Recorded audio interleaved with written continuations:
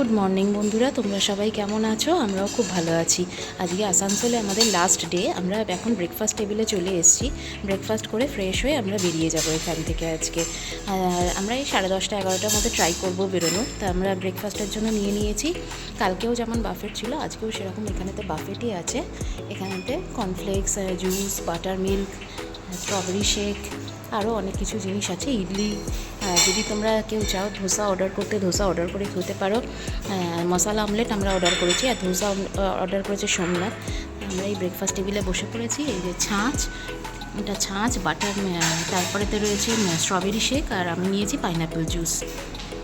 আর তার সাথে এই হচ্ছে আমার ব্রেকফাস্টের প্লেট। ব্রেকফাস্ট কমপ্লিমেন্টারি, সুতরাং যাই অর্ডার দেবে না কেন এখানেতে ব্রেকফাস্ট কিন্তু কমপ্লিমেন্টারি। এই যে আমরা ধোসা অর্ডার দিয়েছি, সোমনাথ ধোসা অর্ডার দিয়েছে, আর আমরা মশলা আমলেট অর্ডার দিয়েছি, সেটাও কিন্তু এটার মধ্যেই ধরা রয়েছে, ব্রেকফাস্টের মধ্যেই। সুতরাং যাই অর্ডার দাও না কেন ব্রেকফাস্টটা টোটালি কমপ্লিমেন্টারি। মশলা আমলেট চলে এসছে, আর সোমনাথ নিয়েছে পোচ।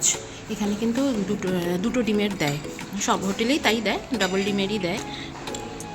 তুইও বোধহয় মশলা আমলেট বলেছিস না? সবাই রেডি হয়ে গেছি, এবারেতে বাড়ি যাওয়ার জন্য বেরোচ্ছি। মেয়ে জুতো পরছে। তোমার জুতো পরা হয়ে গেছে? পায়ে জুতো পরা হয়ে গেছে। আমার জুতো পরার কোনো ঝামেলা নেই, কেননা আমার গলানো জুতো, ওই জন্য গলাবো আর বেরোবো। এদিকে সমস্ত ট্রলিগুলো প্যাক হয়ে গেছে, সব রেডি। এবারে আবার কাল থেকে নর্মাল লাইফ শুরু হয়ে যাবে। তবে মাঝে মাঝে এরকম ব্রেক নিতে বেশ ভালোই লাগে, হঠাৎ করে ব্রেক, ঘোরাও হয়, রেস্টও হয়, সব কিছুই হয়। আসানসোলে দুদিনের ঘোরা হয়ে গেছে। এবার আমরা বেরিয়ে পড়েছি মানে কি লিফটে করে বেড়াতে নামবো। আমাদের তার 3rd ফ্লোরে ছিল। এবারে পেমেন্ট হয়ে গেছে গো, খাওয়া দাওয়ার পেমেন্ট করে দিয়েছে? আচ্ছা, করে দিয়ে একবারে পেমেন্টগুলো করে দিয়ে, খাওয়া দাওয়ার যে হয়েছে সেই বিলটা পেমেন্ট করে দিয়ে একবারে গাড়িতে উঠে যাব।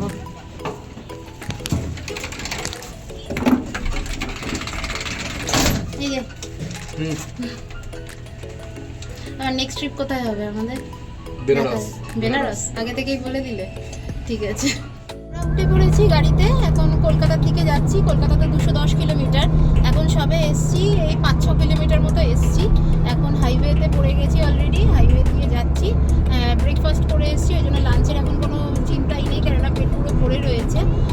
যেতে যেতে যদি বেলা হয়ে যায়, খিদে পায়, তখন খাবো, এখন নয়তো আদারওয়াইজ এখন কিছু আর খাবো না। রাস্তা তো বলার কথা নেই, আসবার সময় বলেছি ভীষণ স্মুথ রাস্তা, যাবার সময় একই ভীষণ স্মুথ রাস্তা। সুন্দরভাবে যাচ্ছি আমরা এখনও, গান শুনতে শুনতে, গল্প করতে করতে একসাথে 3 জনে মিলে যাচ্ছি।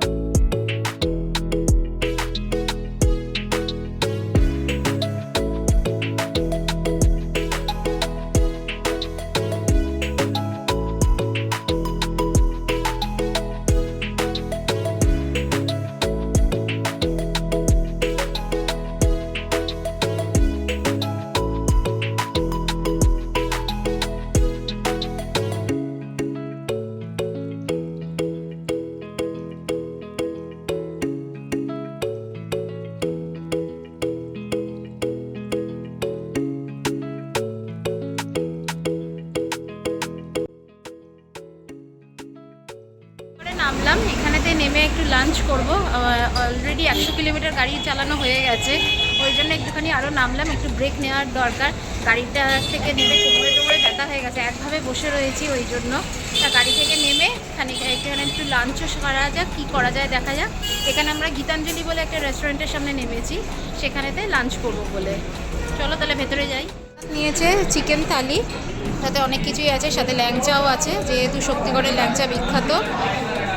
ঢেঁড়সের তরকারি, ডাল, পোস্ত, চাটনি, টক দই, ল্যাংচা, পাঁপড়, চিকেন, আর এদিকে আলু ভাজা আছে। আর আমাদের বিরিয়ানিটা এখনও আসেনি, ওটা রেডি হচ্ছে।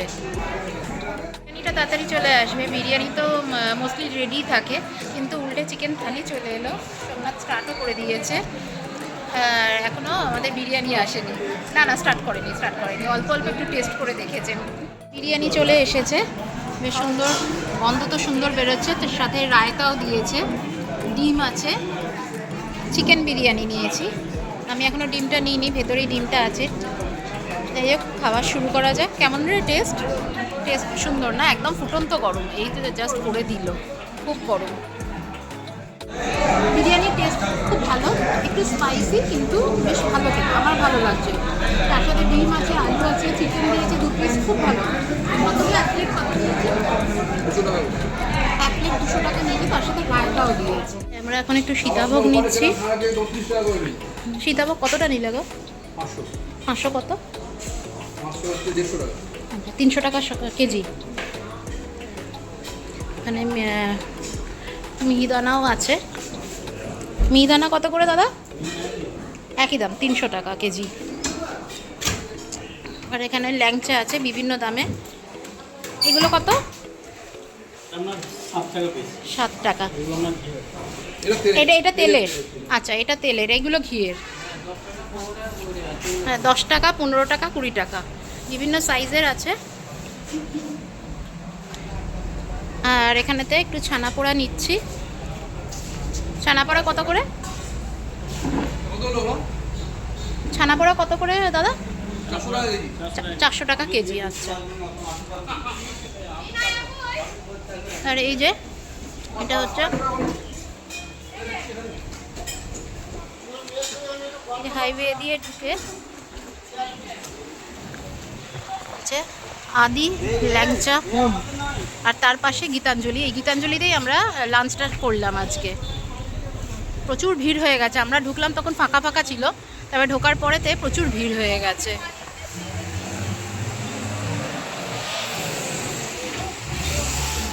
উঠে পড়েছি। এই যে আমরা যেখান থেকে খেলাম সেইখান থেকে এক একটা করে ল্যাংচার দোকান শুরু হচ্ছে, সবই ল্যাংচা দিয়ে। আদি ল্যাংচা হাউস, আদি ল্যাংচা কুঠির, সবই এখানেতে পরপর ল্যাংচার দোকান আছে।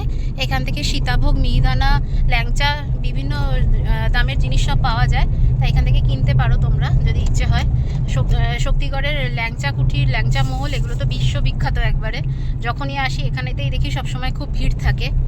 যাই হোক, আমরা এখন গাড়িতে উঠে পড়েছি, এখন যাচ্ছি আবার।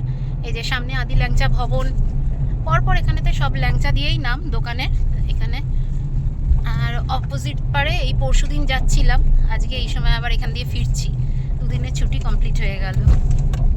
বালিতে রয়েছি। বালিতে ঢোকার একটু আগে থেকেই মেঘ করে আসছিল, এখন হঠাৎ ওয়েদারটা পুরো চেঞ্জ হয়ে গেল। এতক্ষণ আকাশেতে প্রচুর রোদ ছিল, কিন্তু এখন দেখা যাচ্ছে একদম মেঘ করে কালো মেঘ হয়ে গেছে, আর টিপটিপ করে বৃষ্টি পড়ছে। এত সুন্দর লাগছে। আর ঝড়ও উঠেছিল একটু আগে, হালকা হালকা বেশ সুন্দর ঠান্ডা হাওয়া দিচ্ছে, দারুণ লাগছে। আমরা বালির টোল দিয়ে যাচ্ছি না, আমরা পাশের রাস্তাটা দিয়ে যাচ্ছি, কেননা বেশ পরিষ্কার ফাঁকাই রয়েছে, আর টোলটাকে অ্যাভয়েডও করা যাবে। অলরেডি 3টে টোল এখান থেকে আসানসোল যেতে আসতে 3টে করে টোল পে করতে হয়, আর বালিরটা হলে তাহলে 4টে টোল পে করতে হয়। কিন্তু আমরা এই টোলটাকে অ্যাভয়েড করার জন্য পাশের বালির যে রাস্তাটা আছে, টোল ফ্রি রাস্তাটা, সেইটা দিয়েই যাচ্ছি আমরা।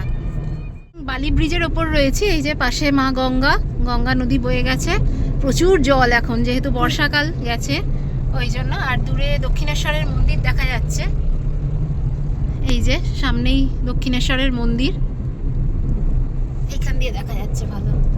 আকাশের অবস্থা দেখেছো কি, পুরো কালো হয়ে এসছে একবারে।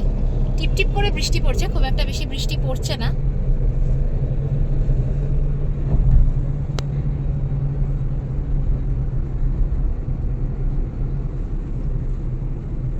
কি সুন্দর লাগছে না, প্রচুর জল আছে এখন।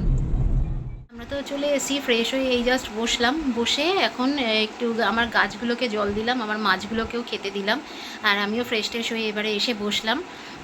তা তোমাদের সাথে একটা কথা শেয়ার করি। আমরা যেদিন 15 আগস্টের দিন সকালবেলা যাচ্ছিলাম গাড়ি করে, তা তখন আমি তোমাদের দেখিয়েছিলাম, আমার ভিডিওটা নিশ্চয়ই তোমরা দেখেছো সেদিনকার, যে প্রচুর পরিমাণে জ্যামে আমরা আটকে গিয়েছিলাম। প্রায় 1 ঘন্টা 45 মিনিটের মতো আমরা বর্ধমান থেকে পানাগড়ের দিকে যে রাস্তাটা যাচ্ছে সেইখানেতে আমরা প্রচুর পরিমাণে জ্যামে আটকে গিয়েছিলাম।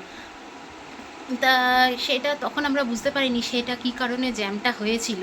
কিন্তু যখন আসানসোলে ঢুকতে যাচ্ছি কিছুক্ষণ আগেই সেই মুহূর্তে আমার কাছে একটা নোটিফিকেশান আসে মোবাইলে যে বর্ধমানের কাছে একটি ভয়াবহ বাস দুর্ঘটনা হয়েছে। তা আমি সেটাকে পড়লাম যখন, তখন জানতে পারলাম যে সকাল ৭টা নাগাদ পানাগড় বর্ধমানের কাছে একটি যাত্রীবাহী বাস লরিতে ধাক্কা মারে। দাঁড়িয়ে থাকা একটি লরিকে ধাক্কা মারে। তা সেই যাত্রীবাহী যে বাসটিতে প্রচুর পরিমাণে যাত্রী ছিলেন, সেই যাত্রীদের বেশিরভাগই আহত হয়েছেন, প্রচুর পরিমাণে আহত হয়েছিলেন এবং ১০ জন নিহত হয়েছেন। তা সত্যি এত বড় একটা ঘটনা শুনে মানে মনটা সেদিন খুব ভারাক্রান্ত হয়ে গিয়েছিল। আমরা যাচ্ছিলাম আনন্দ করতে, কিন্তু এই এত বড় একটা হঠাৎ করে ১৫ই আগস্টের দিন সকালবেলায় ১০ জন মানুষের মৃত্যুর খবর পেয়ে আর এত মানুষের আহতের খবর পেয়ে আমার খুব মনটা খারাপ হয়ে গিয়েছিল। তা তোমাদের সাথে কালকে আর ঘটনাটা শেয়ার করিনি, আজকে বাড়ি ফিরে শেয়ার করলাম। এরকম ঘটনা যেন ঈশ্বর করুন আর কারোর সাথে না ঘটে। সত্যিই খুব বাজে ঘটনা এটা। তা আমি সমবেদনা জানানো ছাড়া আমার কাছে কোনো ভাষা নেই। মৃতের পরিবারের প্রতি আমাদের তিনজনেরই সমবেদনা রইল, আর প্রত্যেক মৃত ব্যক্তির আত্মার শান্তি কামনা করি। যাই হোক, আজকের ভিডিওটা আমি এখানেই শেষ করছি। তোমরা সবাই খুব ভালো থেকো, সুস্থ থেকো আর সাবধানে থেকো। আবার নেক্সট ভিডিওতে তোমাদের সাথে দেখা হচ্ছে। তোমরা সবাই খুব ভালো থেকো, সুস্থ থেকো, সাবধানে থেকো। আর যদি ভিডিওটা ভালো লেগে থাকে প্লিজ চ্যানেলটাকে সাবস্ক্রাইব করে একটা লাইক করে